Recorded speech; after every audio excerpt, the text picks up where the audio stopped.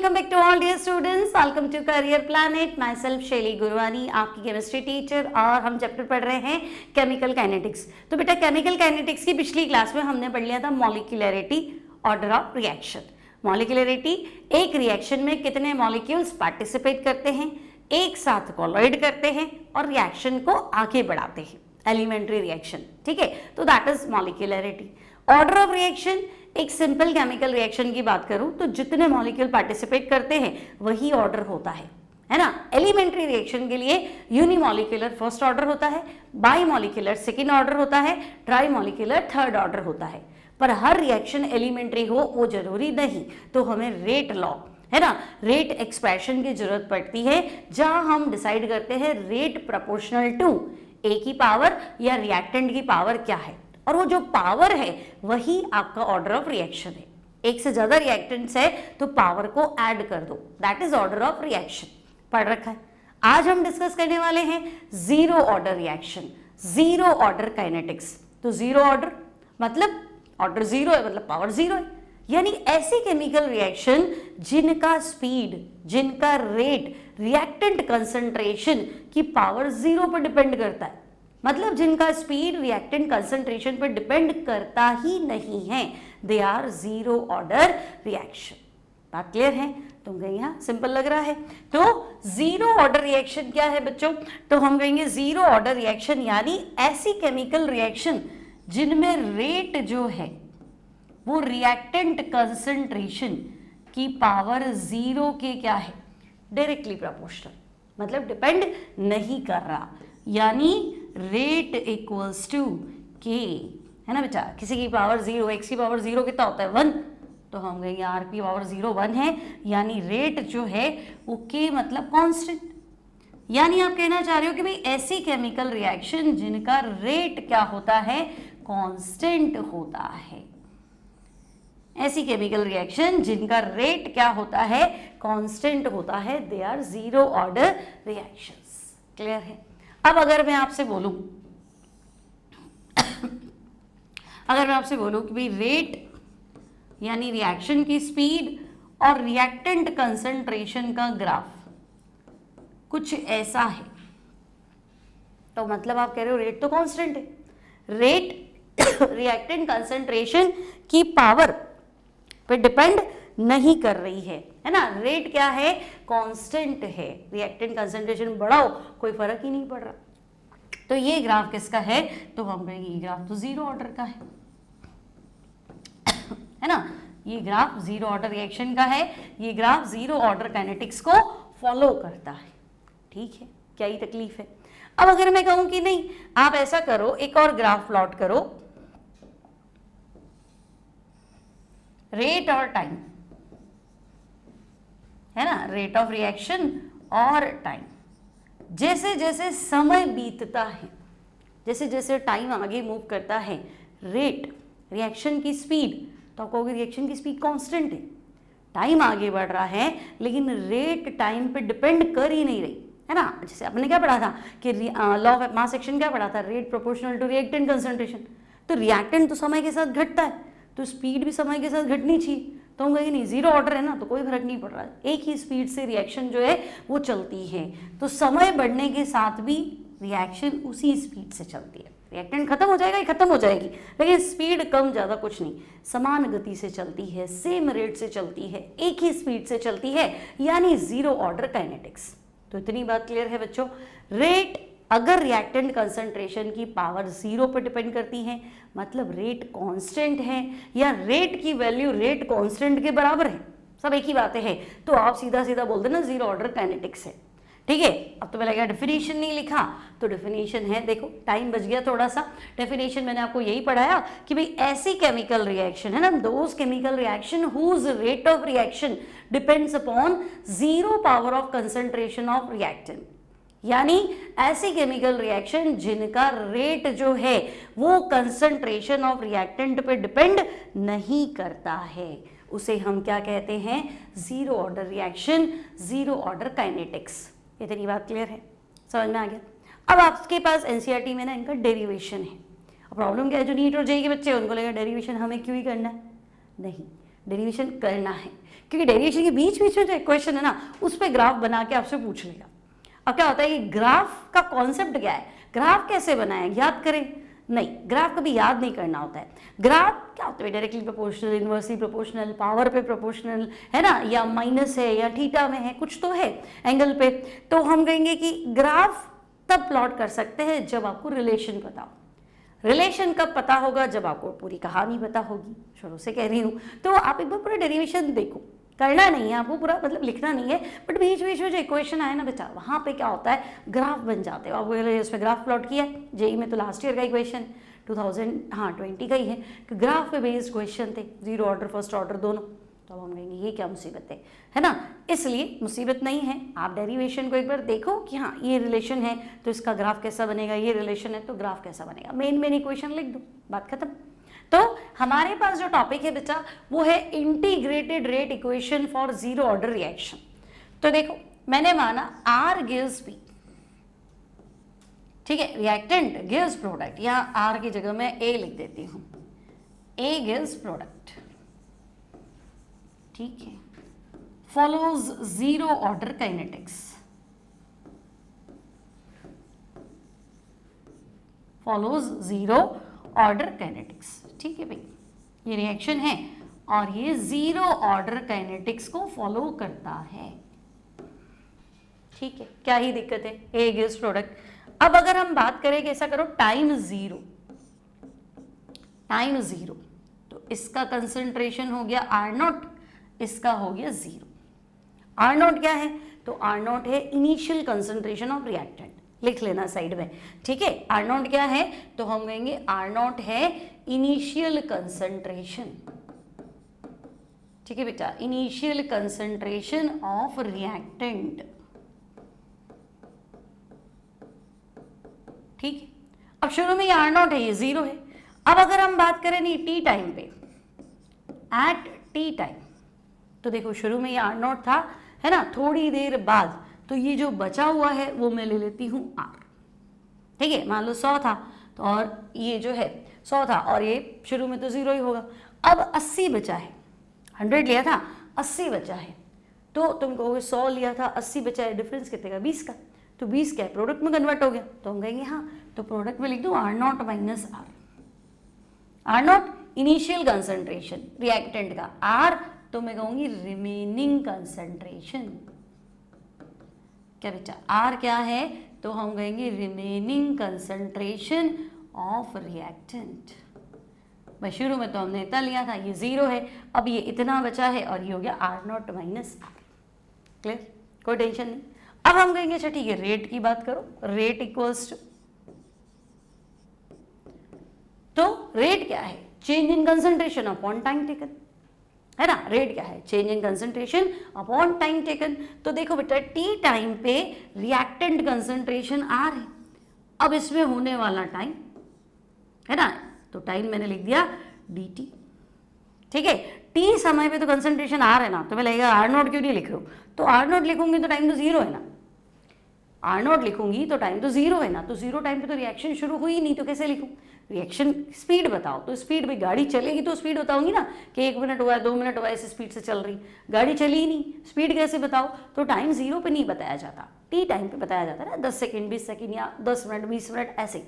तो हम कहेंगे ठीक है टी टाइम पे जो रिएक्टेंट कंसंट्रेशन है वो कितनी है आर, समझ में आ रही है मेरी बात, टाइम कितना है तो हम कहेंगे टी, कंसंट्रेशन कितनी है आर, इसको क्यों नहीं लेंगे क्योंकि टाइम जीरो है, तो रेट क्या होता है, तो हम कहेंगे change in concentration upon time taken for the change. यहां तक की बात क्लियर है।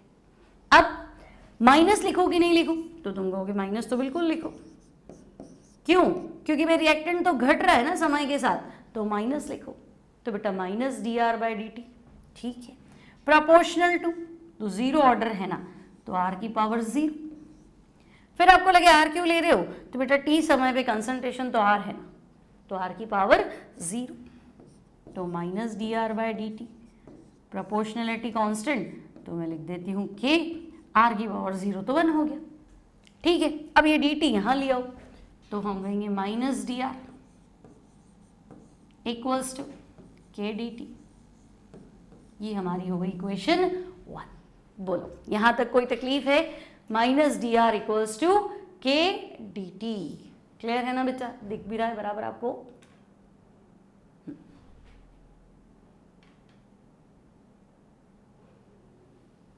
ठीक है चलो, है ना। अब हम चल रहे हैं कि भाई हाँ माइनस डी आर बराबर के डी टी। अब आपको क्या करना है बच्चे? तो आप कहोगे कि इक्वेशन 1 का इंटीग्रेशन कर देता हूं, इंटीग्रेटिंग इक्वेशन 1,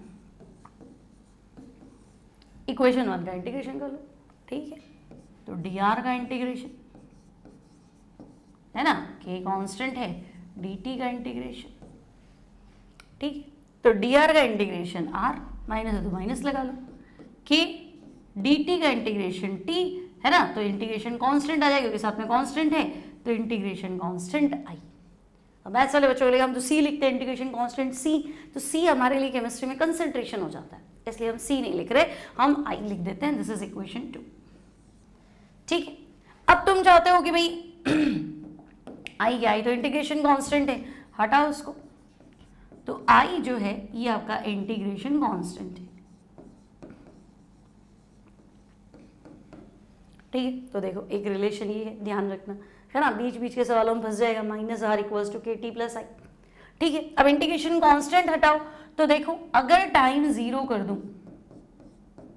है ना, अगर यहाँ टाइम 0 कर दो तो ये वैल्यू 0 हो जाएगी, तो मेरे पास आई का आंसर आ जाएगा। तो हम कहेंगे ठीक है, अगर टाइम 0 है तो आर की कंसंट्रेशन आर नॉट है, तो बात तो सही थी, टाइम 0 पे आर थोड़ा ना था, टाइम 0 पे तो आर नॉट था, तो if time equals to 0 R equals to R naught, है ना। इस डेटा को इक्वेशन 2 में पुट कर दो, पुटिंग इन इक्वेशन 2, ठीक है। तो अगर मैं आई की वैल्यू निकालना चाह रही हूं तो टाइम 0 कर देती हूं, तो देखो माइनस आर इक्वल्स टू के टाइम 0 और मैंने रख दिया आई, आर की जगह आर नॉट लिख दूं क्योंकि आर नॉट के बराबर है जब टाइम क्या है 0, तो k इंटू टी टाइम 0, तो आर की जगह आर नॉट और ये आई, तो मेरे पास आंसर आया आई इक्वल्स टू माइनस का आर नॉट, इक्वेशन 3, ठीक है। आई इक्वल्स टू माइनस का आर नॉट, इक्वेशन 3, ठीक है। अब क्या करें? तो बेटा आई की वैल्यू जो है वो वापस इक्वेशन 2 में डाल दो, क्या ही दिक्कत है? तो हम कहेंगे ठीक है। तो from equation 2 and 3, from equation 2 and 3 क्या करें? तो हमने आई की वैल्यू आर नॉट रखनी है और कुछ भी नहीं, तो हम कहेंगे ओके भाई minus R equals to K T minus are not, अभी आर नॉट उधर ले जाओ, प्लस का हो जाएगा, तो हम कहेंगे K T equals to R naught minus R, है कि नहीं, K T equals to R naught minus R, और तो मैं कहूँगी K equals to R naught minus R divide by T, बोलो हो सकता है ना, K equals to R naught minus R by T, और ध्यान से देखो आर नॉट माइनस आर तो प्रोडक्ट कंसंट्रेशन है, आर नॉट माइनस आर क्या है? प्रोडक्ट कंसंट्रेशन है, तो यहाँ पे आप ये भी तो ले सकते हो प्रोडक्ट कंसंट्रेशन या प्रोडक्ट मोल पर लीटर, है ना, प्रोडक्ट मोल पर लीटर, तो क्या ही लिखोगे? तो प्रोडक्ट कंसंट्रेशन लिख दो, प्रोडक्ट कंसंट्रेशन अपॉन टाइम, ठीक है। वॉल्यूम 1 लीटर है तो प्रोडक्ट मोल अपॉन टाइम कर दो, नहीं तो मोल पर लीटर आएगा, एग्जैक्टली कंसंट्रेशन है, ये क्लियर है। अब तुम्हें लगेगी नहीं ये मैंने स्कूल में इंटीग्रेशन से नहीं किया था या मैंने कहीं पढ़ा था उन्होंने इंटीग्रेशन से नहीं कराया, लिमिट से कराया, तो लिमिट से भी कर सकते हो, है ना, सेम डेरिवेशन। देखो आपको मैंने कहा इंटीग्रेशन कर दो,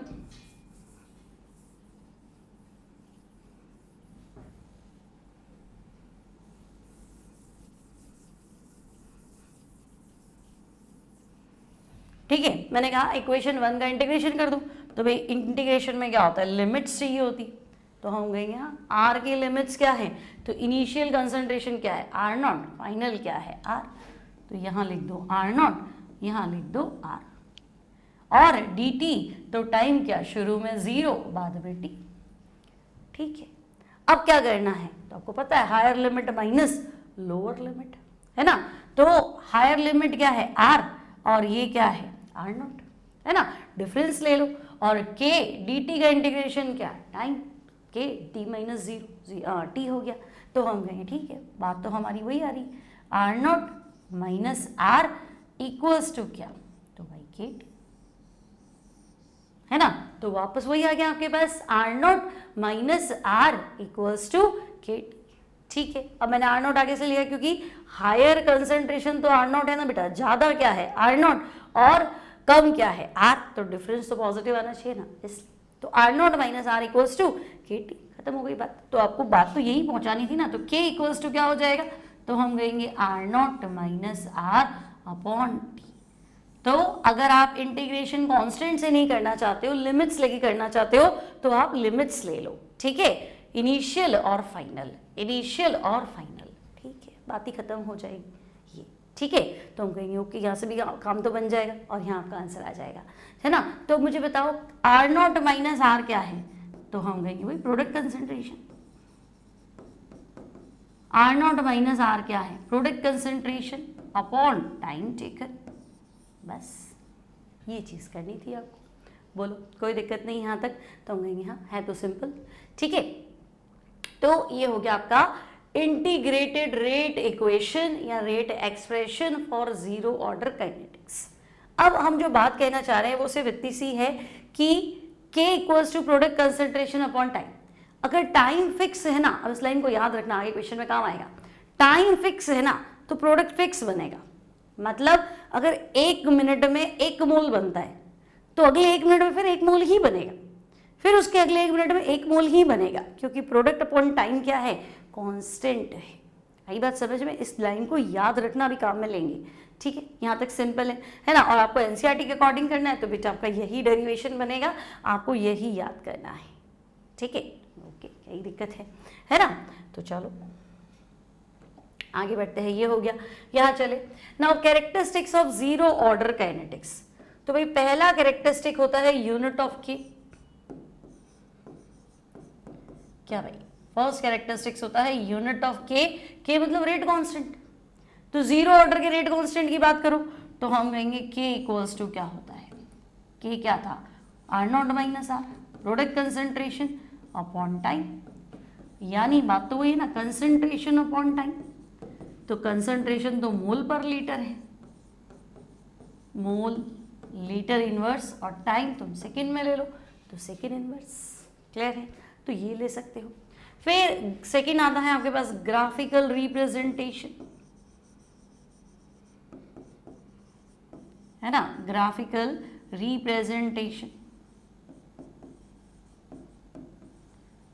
ठीक है। तो अगर मैंने कहा कि आप ऐसा करो, टाइम और आर नॉट माइनस आर में ग्राफ प्लॉट करो, क्या बेटा, टाइम और आर नॉट माइनस आर में ग्राफ प्लॉट करो, तो R naught minus R equals to तो के टी है, R naught minus R equals to क्या है, के टी। रिलेशन के बिना ग्राफ मत बनाया करो। तो आर नॉट माइनस आर क्या है, तो मैं कहूंगी कि तो कांस्टेंट था, के हटा दो तो प्रोपोर्शनल आ जाएगा टाइम। यानी प्रोडक्ट कंसेंट्रेशन टाइम के डायरेक्टली प्रोपोर्शनल है, और डायरेक्टली प्रोपोर्शनल का ग्राफ तो ये है भाई, ग्राफ ही उठ गया भाई, 0 पॉइंट से स्टार्ट करना है ना, यहाँ ये ग्राफ है, ठीक है। और स्लोप तो देखो ये वाई एक्सिस पे रखा है, ये एक्स एक्सिस पे रखा है, तो Y equals to M X. क्या बेटा, Y equals to M X, तो एम क्या होता है, वाई बाय एक्स। वाई क्या होता है, परपेंडिकुलर, एक्स क्या होता है, बेस। तो हम कहेंगे हाँ, तो परपेंडिकुलर अपॉन बेस क्या होता है, टेन थीटा, यानी कि स्लोप। तो स्लोप जो है इस ग्राफ का वो m है, यानी कि k है। तो हम कहेंगे ठीक है भाई, ग्राफ का स्लोप जो है वो k, समझे ना। ये y एक्सिस है, ये x एक्सिस है, अगर y को x से डिवाइड कर दूं, है ना, ये y एक्सिस है, ये x एक्सिस है, तो r नॉट बाय r को t से डिवाइड कर दूं तो k आ जाएगा। तो y एक्सिस क्या है, परपेंडिकुलर, और x एक्सिस क्या है, बेस। तो बस इतनी तो बात कर रही हूँ, ये परपेंडिकुलर, ये बेस, तो यहाँ जो थीटा है ये टेन थीटा है, और ये ग्राफ की स्लोप कहलाता है, इसको k, है ना। इसको क्या करेंगे, k के बराबर कर देंगे, ठीक है। फिर आपको एनसीईआरटी के हिसाब से एक ग्राफ और दिया है, r और t के बीच में ग्राफ प्लॉट करो, ठीक है भाई। अब हमारा काम है आर और टी के बीच में ग्राफ प्लॉट करना, कर लेंगे, बस रिलेशन बता दो, हम बात तो बिठा लेंगे। तो देखो R naught minus R equals to K T था, है ना, हमारा फॉर्मूला क्या है, R naught minus R equals to K T है, ठीक है। ग्राफ तो मुझे आर में प्लॉट करना है, आर की वैल्यू पॉजिटिव है, ग्राफ तो ऐसे बना हुआ है, जीरो से नीचे तो जा नहीं रहा, तो आर पॉजिटिव है तो आर उधर ले जाती हूँ, प्लस हो जाएगा, के टी इधर आ जाएगा, माइनस हो जाएगा, तो क्या मैं ऐसे लिख दूँ, आर इक्वल्स टू माइनस के टी प्लस आर नॉट, लिख सकती हूँ, पूरी इक्वेशन को माइनस से मल्टीप्लाई कर लो तो ये माइनस आर नॉट है, उधर जाएगा प्लस आर नॉट हो जाएगा, के टी प्लस का है तो माइनस हो जाएगा, आर माइनस का है तो प्लस का हो जाएगा, सिंपल। अब ध्यान से सोचो, अगर मैं यहाँ टाइम जीरो कर दूं बेटा, है ना, टाइम की वैल्यू जीरो कर दूं, तो तुम कहोगे अच्छा टाइम जीरो करोगे तो ये चीज जीरो हो जाएगी, तो आर की highest value R naught, R की हाईएस्ट वैल्यू आर नॉट, है ना, और के टी माइनस है, स्लोप नेगेटिव आएगा, तो आर की हाईएस्ट वैल्यू आर नॉट है, मान लो ये इसकी हाईएस्ट वैल्यू लेती हूँ, तो ये हाईएस्ट वैल्यू क्या है, आर नॉट हो गई, ठीक है।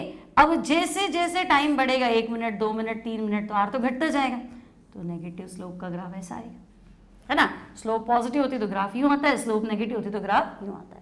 जैसे जैसे टाइम बढ़ेगा ना, तो नेगेटिव स्लोप पे वैल्यू घटनी चाहिए, तो वैल्यू घटेगी कब, जब ग्राफ नीचे उतारोगे कि ग्राफ ऊपर चढ़ाओगे, है ना, ये ग्राफ तो ऊपर चढ़ रहा है, वैल्यू बढ़ रही है, जैसे जैसे टाइम बढ़ेगा ये चीज़ बढ़ रही है, तो ये ऐसे। लेकिन यहाँ क्या है, जैसे जैसे टाइम बढ़ेगा तो टाइम माइनस में चल रहा है, माइनस के टी चल रहा है, मतलब तो आर की वैल्यू घटेगी, तो ग्राफ तो घटता हुआ आना चाहिए, तो नेगेटिव स्लोप का ग्राफ ही होता है, ठीक है। अब मैंने इसको वाई एक्सिस पे रखा है, बिल्कुल, इसको मैंने क्या किया है, एक्स एक्सिस पे रखा है, ये जो चीज़ है ना बेटा, ये इंटरसेप्ट होती है ना, ये चीज़ क्या होती है, इंटरसेप्ट, यानी आर की जो हाईएस्ट वैल्यू है ये इंटरसेप्ट है, यानी ये हाईएस्ट वैल्यू यहाँ से लेके यहाँ तक ये इंटरसेप्ट आर नॉट, ठीक है। तो इस ग्राफ का जो इंटरसेप्ट है वो आर नॉट है, स्लोप क्या है, तो वही माइनस के, स्लोप निकालेंगे तो आंसर क्या आएगा, माइनस का की, एक्स के साथ जो डेटा है Y equals to minus X, तो फिर माइनस की, स्लोप नेगेटिव, बात समझ में आ गई, ठीक है। किसी दिन ग्राफ की क्लास बताऊंगी, उससे करना, है ना, सिंपल है, ज़्यादा कोई टफ तो है नहीं। Are naught minus are time के डायरेक्टली प्रोपोर्शनल था, तो समय बढ़ेगा तो ये चीज़ बढ़ेगी, तो ऐसे। लेकिन यहाँ समय बढ़ेगा तो आर की वैल्यू घटनी चाहिए, तो ग्राफ को नीचे उतार, टाइम बढ़ रहा है, चीज़ घट रही है, तो ग्राफ नीचे उतरेगा, सिंपल है, कोई दिक्कत नहीं है। आगे बढ़े तो हम कहेंगे चलो ग्राफ आप भी बना दी। अब ग्राफ बनाने के बाद एक काम हमारा और रहता है भाई, हमें क्या करना होता है, हमें फाइंड करना है हाफ लाइफ पीरियड, उसके बाद दूसरी चीज़ें बनेंगी। तो हम कहेंगे ठीक है भाई, ग्राफ हो गया, इसके बाद हम बनाएंगे हाफ लाइफ पीरियड। अब हाफ लाइफ पीरियड होता क्या है भाई, है ना, हाफ लाइफ पीरियड क्या होता है, तो हम कहेंगे जैसे आधी जिंदगी बीत गई, तो या तो ऐसे दुख मना लोगे यार आधी गई, है ना, कि भाई आधा रिएक्टेंट खत्म हो गया, आधा रिएक्टेंट खत्म हो गया, या ऐसे सोच लो कि जो बची है ना, आधी बची है, पॉजिटिव सोच लो, या तो दुखी रहो, आधी गई तो रिएक्टेंट आधा खत्म हो गया, या ये सोचो प्रोडक्ट आधा बन गया, आधा और बनना बाकी है, ठीक है। तो हाफ लाइफ पीरियड मतलब time at which remaining concentration, वो समय जिसमें जो बचा हुआ कंसंट्रेशन है, remaining concentration of reactant, reactant का जो रिमेनिंग कंसंट्रेशन है is half of the initial concentration. Clear बेटा, half of the initial concentration, clear, वो टाइम जिसमें रिमेनिंग कंसंट्रेशन, बची हुई कंसंट्रेशन इनिशियल की आधी है, उसे हम क्या कहेंगे, हाफ लाइफ पीरियड। अब देखो कई जगह ये टी हाफ लिखा हुआ मिलेगा, कई जगह T50 मिलेगा, तो परेशानी क्या, टी हाफ भी वही बात है, T50 भी वही बात है, तो हम कहेंगे हाँ ठीक है, क्या ही दिक्कत है। नाउ अब क्या करें, तो हम कहेंगे देखो जब T equals to T half होगा, क्या बेटा, T equals to T half होगा तब, तो मैं कहूंगी तब बचा हुआ R जो है वो R0/2 होगा, है ना, आपने लिखा ना रिमेनिंग इनिशियल का आधा होगा, तो R जो है R0/2 होगा, ठीक है। तो इसको फर्स्ट ऑर्डर काइनेटिक्स में डाल देते हैं, तो देखो फर्स्ट ऑर्डर काइनेटिक्स क्या है, R naught minus R divide by T. अब टी हाफ करो तो टी हाफ करके मैं यहाँ ली, तो आर नॉट माइनस आर जो है वो इनिशियल का आधा होगा, आर नॉट बाय 2 और के। तो बेटा आर नॉट एक है, आर नॉट बाय 2 आधा है, तो एक में से आधा कम कर दो तो आधा ही बचेगा, तो हम कहेंगे हाँ भाई आधा बचेगा। तो T half equals to R naught by 2 K. समझे मेरी बात, T half equals to R naught by 2 K. Half life period का हमारे पास एक फॉर्मूला आ गया, T half equals to R naught by 2 K. T half क्या है, तो हम कहेंगे वो टाइम जिसमें आधी रिएक्शन कंप्लीट हो चुकी है और आधी होना बाकी है। तो आप कह रहे हो कि देखो जीरो ऑर्डर काइनेटिक्स के लिए एक नई बात नोटिस हो रही, फॉर जीरो ऑर्डर काइनेटिक्स क्या बात नोटिस हुई, तो हम कहेंगे ध्यान से देखो, T half directly proportional to R naught, T half directly proportional to R naught, तो हम कहेंगे बात तो सही है। मतलब, तो बेटा मतलब सिर्फ इतना सा, इनिशियल कंसंट्रेशन ज्यादा ले लो, हाफ लाइफ पीरियड बढ़ जाएगा। मतलब अगर मैं 1 मोल ले रही हूँ इनिशियल कंसंट्रेशन 1 मोल पर लीटर और आधा होने में 1 मिनट समय लगता है, तो इनिशियल कंसंट्रेशन 10 मोल पर लीटर ले लूंगी तो आधा होने में 10 मिनट लगेगा, डायरेक्टली प्रोपोर्शनल है। ठीक है, इसका मतलब तो हम कहेंगे हाँ भाई इनिशियल कंसंट्रेशन बढ़ा दो, है ना, लैंग्वेज में लिख दो नहीं तो फिर भूल जाओगे। हाफ लाइफ पीरियड डिपेंड करता है, और डिपेंड भी क्या, डायरेक्टली प्रोपोर्शनल, बढ़ने के साथ बढ़ता है किसके, तो हम कहेंगे initial concentration of reactant, initial concentration of reactant, directly proportional. ठीक, ग्राफ पूछो तो डायरेक्टली प्रोपोर्शनल का ग्राफ स्ट्रेट लाइन बना दो। क्लियर है, बात समझ में आ रही है। तो सबसे पहले पढ़ाया था जीरो ऑर्डर काइनेटिक्स, ऐसी रिएक्शन जिनकी स्पीड कंसंट्रेशन से रिलेट करती नहीं है, जिनका रेट कांस्टेंट है, और रेट कांस्टेंट के बराबर है। ठीक है ना, इंटीग्रेटेड रेट एक्सप्रेशन, तो R naught minus R divided by K. Half life period, ये फॉर्मूले हैं बच्चा, ये फॉर्मूला याद होना चाहिए, काम आएगा, ये फॉर्मूला याद होना चाहिए, है ना। उधर एग्जाम में डिराइव करने नहीं बैठेंगे, फॉर्मूले याद होने चाहिए, चाहे 12th में हो, चाहे नीट की तैयारी कर रहे हो, चाहे जेई की तैयारी कर रहे हो, फॉर्मूले याद नहीं है तो फिर कुछ बनेगा नहीं। ये कॉन्सेप्ट पता होना चाहिए, कौन से ऑर्डर के लिए हाफ लाइफ इनिशियल कंसंट्रेशन पे डिपेंड करता है, तो जीरो ऑर्डर में करता है, सेकेंड ऑर्डर में भी करता है ना। डायरेक्टली प्रोपोर्शनल किस में है, तो जीरो ऑर्डर में, इनवर्सली किस में है, तो सेकेंड ऑर्डर में, जब आएगा तब बताऊंगी। नहीं डिपेंड करता है तो फर्स्ट ऑर्डर। ठीक है, तो हम कहेंगे चलो फिलहाल इतनी बात तो क्लियर है। लाइक शेयर सब्सक्राइब, ठीक है, चलो आगे बढ़ते हैं। अब relation between T half and T 3/4, तो टी हाफ मतलब आधी बीत गई, तो हम कहेंगे कि टी हाफ तो हमें याद ही है ना, सीधा बार बार क्यों प्रूफ करें। जब T equals to T half होता है तो टी हाफ की वैल्यू जो है वो आर नॉट बाय 2 के है, तो हम कहेंगे चलो ठीक है। टी 3/4 के बारे में बताओ, तो देखो when T equals to T 3/4, अब 3/4 मतलब 3/4, 3/4 लाइफ बीत गई, है ना। मतलब अगर 100 साल की जिंदगी है तो 75 साल बीत गई, 25 बची है, 1/4 बची है।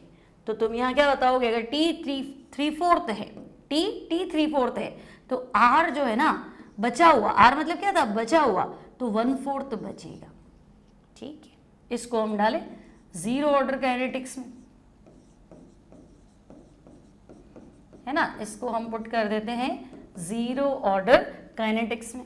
तो बताओ, तो हम कहेंगे देखो T 3/4 equals to R naught minus R, तो आर की जगह क्या लिखूं, R naught by 4 divide by क्या, के लिख देती हूँ क्योंकि टी 3/4 तो मैंने उधर ले लिया। अब एक था 1/4 चला गया तो 3/4 ही बचा, है ना। तो पिछली बार भी तो हमने यही पढ़ा था, टी हाफ इक्वल्स टू क्या पढ़ा था, आर नॉट बाय 2 के। तो इस बार क्या पढ़ लेंगे, टी 3/4 इक्वल्स टू क्या होगा, 3/4 बाय के, 3/4 के, तो कहेंगे हाँ। सो टी 3/4 इक्वल्स टू क्या होगा, तो हम कहेंगे 3/4 और k नीचे आ जाएगा।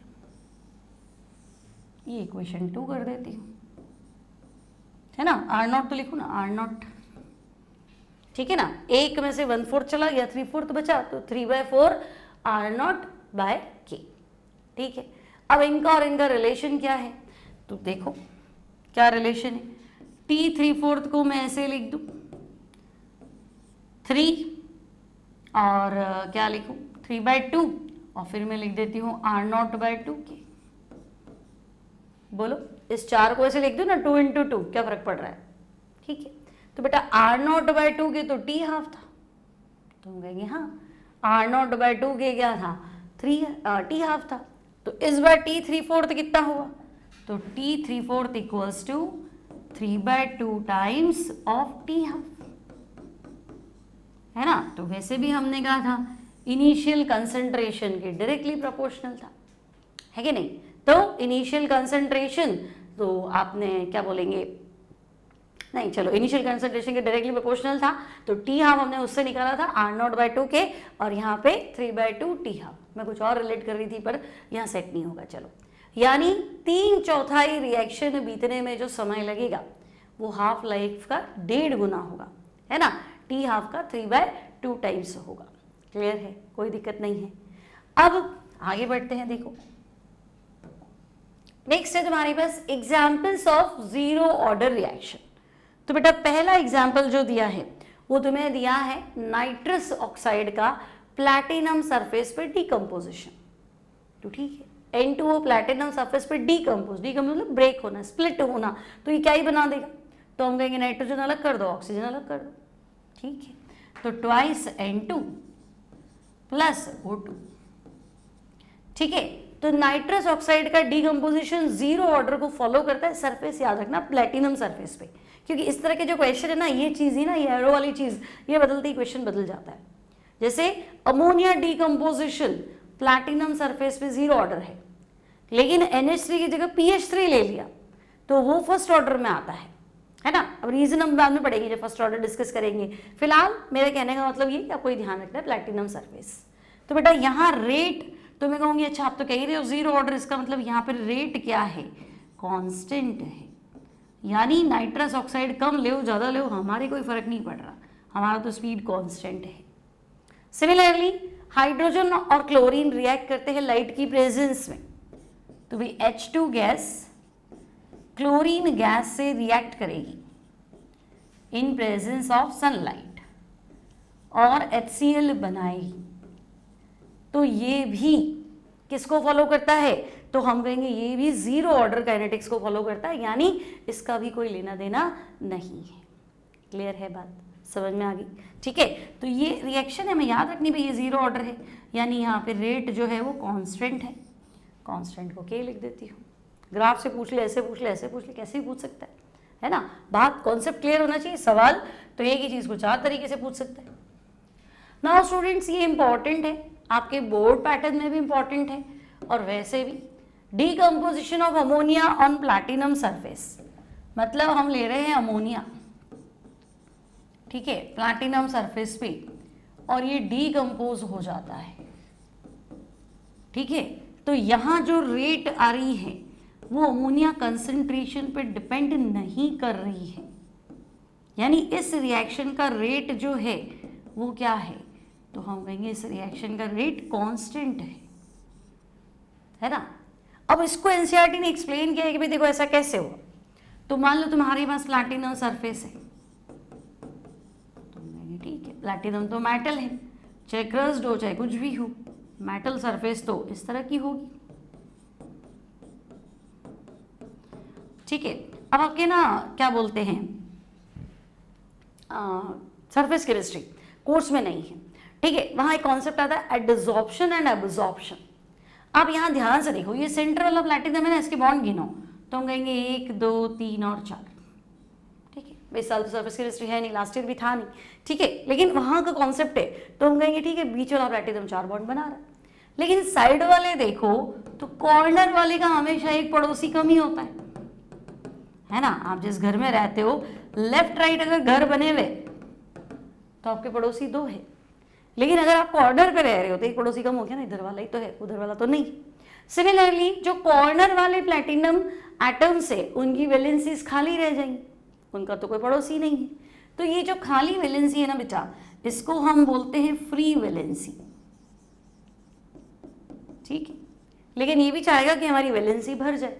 अट्रैक्ट कैटलिस्ट काम कैसे करता है, तो फ्री वैलेंसी पे रिएक्टेंट को एब्जॉर्ब करता है ना। अमोनिया क्यों ही अपने आप में ब्रेक होगा, अमोनिया तो स्टेबल कंपाउंड है। लेकिन प्लैटिनम सरफेस पे लेके अगर मैं इसको गर्म करूं तो ये क्या करेगा, अमोनिया गैस ये अटक जाएगी। तो हम कहेंगे ओके भाई, ये NH3 तो अटक जाता है यहाँ पे, ये भी ऐसा।